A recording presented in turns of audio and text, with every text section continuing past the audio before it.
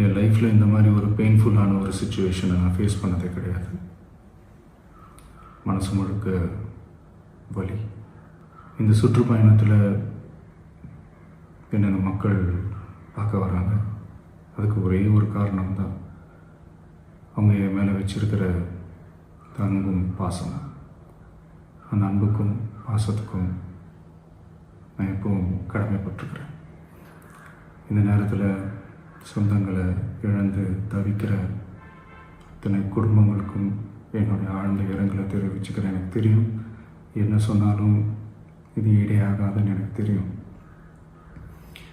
ஹாஸ்பிட்டலில் ட்ரீட் பண்ணிகிட்ருக்கிற எல்லாருமே சீக்கிரமாக க்யூர் ஆகி வரணுன்றதை இந்த நேரத்தில் நான் வேண்டிக்கிறேன்.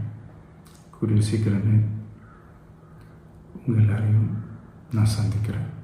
வலிகளை, எங்களுடைய நிலைமையை புரிஞ்சுக்கிட்டு எங்களுக்காக பேசின அரசியல் கட்சிகளை சார்ந்த நண்பர்கள், தலைவர்கள் அனைவருக்கும் என்னுடைய நன்றியை தெரிவிச்சுக்கிறேன். கிட்டத்தட்ட ஒரு 5 மாவட்டத்துக்கு பிரச்சாரத்துக்கு போனோம். இந்த மாதிரி எதுவுமே நடக்கல. ஆனால் கரூரில் மட்டும் ஏன் இப்படி நடக்குது?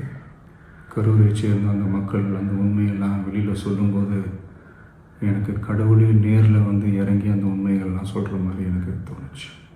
சீக்கிரமே எல்லா உண்மைகளும் வெளியில் வரும்.